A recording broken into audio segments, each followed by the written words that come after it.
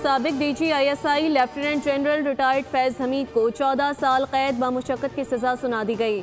ISPR के मुताबिक field general court martial ने फैज हमीद को 14 साल कैद बामुशक्कत की सजा सुनाई।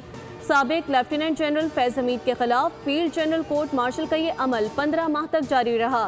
मुलजिम के खिलाफ 4 इल्जामात पर कार्रवाई की गई। इन इल्जामात में सियासी सरगर्मियों में मुलविस होना, ऑफिशियल सीक्रेट एक्ट की खिलाफ वर्जी, इख्तियारात और सरकारी वसाइल का गलत इस्तेमाल और मुताल्लिका अफराद को नाजायज नुकसान पहुँचाना शामिल है।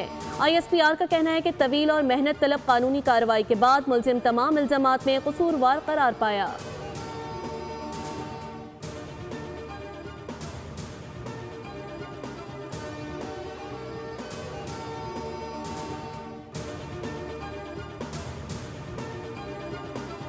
आप लोगों को बहुत पहले कहा था, मैं रोकता रहा और मैं बताता रहा कि सजाए मौत नहीं हुई तो मिनिमम 14 साल होगी। अभी ये 4 इल्जामात पे 9 मई के केसेस में आए नहीं है, जिसका ट्रायल चल रहा है, जिससे मुल्क दुश्मनी हुई, रियासत दुश्मनी हुई, इदारे का दुश्मनी हुई, जमहूरियत का दुश्मनी हुई, मुल्क का दुश्मनी हुई। और उसमें फिर आप सोचे कि बानी के लिए कितनी बड़ी मुश्किल सामने खड़ी हुई। PTI के लोग जिसमें मुलविस थे उनके साथ क्या होना है। ये पाकिस्तान की जस्टिस सिस्टम की इब्तदा है, पाकिस्तान की हिस्ट्री में आज तक नहीं है। और फील्ड मार्शल साहब है, उन्होंने बुनियाद रखी है। उनका रोल ये था कि पाकिस्तान से बड़ा समेत उनके कोई भी नहीं, और ये पाकिस्तान के बाप बने हुए थे, इनको कटहरों पे ला के इबरतनाक सजाओं के साथ कानूनी तौर पर डेल्ट करना बहुत जरूरी था।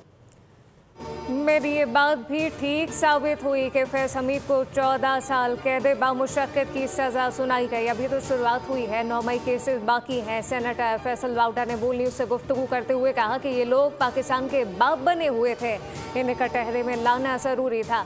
अब सज़ा और जजा की बुनियाद रख दी गई है। 9 मई जिस सियासी पार्टी ने किया, इसका फैसला दीवार पर नजर आ रहा है। उन्होंने तबाही मचाई, रियासत, सियासत, अदलिया, जमहूरियत को नुकसान पहुँचाया, मीडिया पर कब्जे की कोशिश की। जो ड्रामेबाजी PTI ने और इनके बानी ने की, जिस बर्बरियत से लोगों को मरवाया गया, अपने ही इदारे, शोहदार, यादगारों को नुकसान पहुंचाया गया। मैं लोगों को इसी चीज़ से रोक रहा था, बताया था कि इसकी वापसी नहीं है।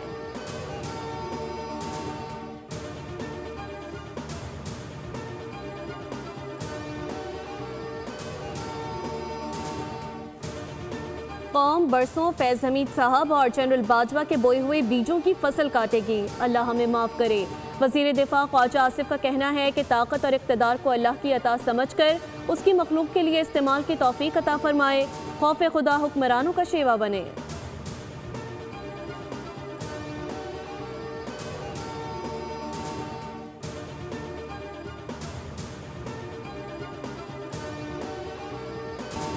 रेड लाइन क्रॉस करने वाले PTI के सियासी मुशीर फैज हमीद के खिलाफ फैसला हक की फतह है। फौज में खुद एहतसाबी का अमल बहुत मजबूत है, जिसकी वाज़ेह मिसाल सबने देख ली।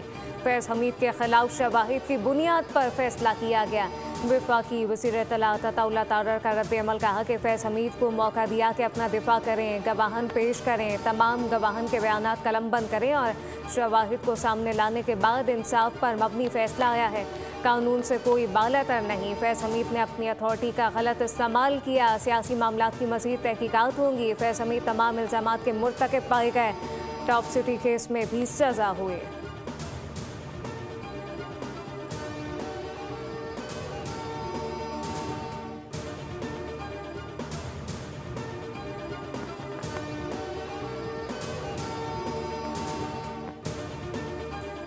लंदन हाई कोर्ट ने ब्रिगेडियर राशिद नसीर के हक में फैसला जारी करते हुए आदिल राजा को झूठा करार दे दिया।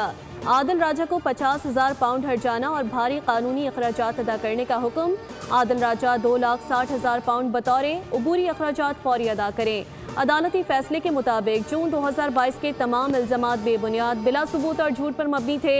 आदिल राजा 28 दिन तक फैसले का खुलासा तमाम प्लेटफॉर्म्स पर नुमाया जगह पर लगाने का पाबंद होगा। झूठे दावे दोहराने से रोकने के लिए सख्त हिदायत जारी कर दी गई। अदालती हुक्म के मुताबिक अगर उन्होंने फैसले पर अमल ना किया तो उन पर तौहीन अदालत, जुर्माना और मुमकिना जेल की कार्रवाई हो सकती है।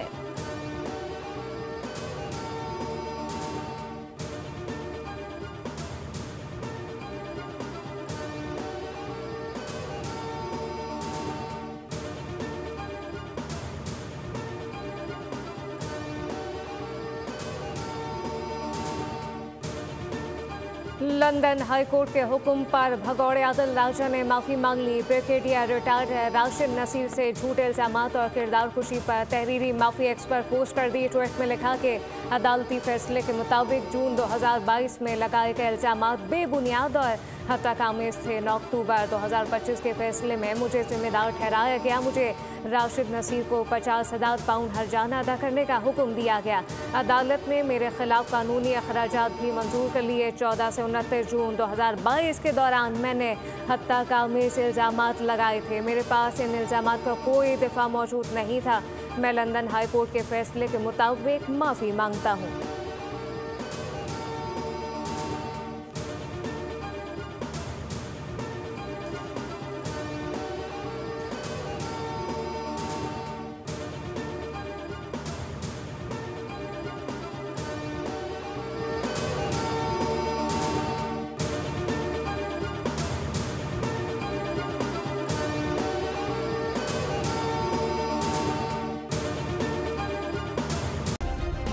सब्सक्राइब करें और बेल दबाएं ताकि कोई खबर रह न जाए।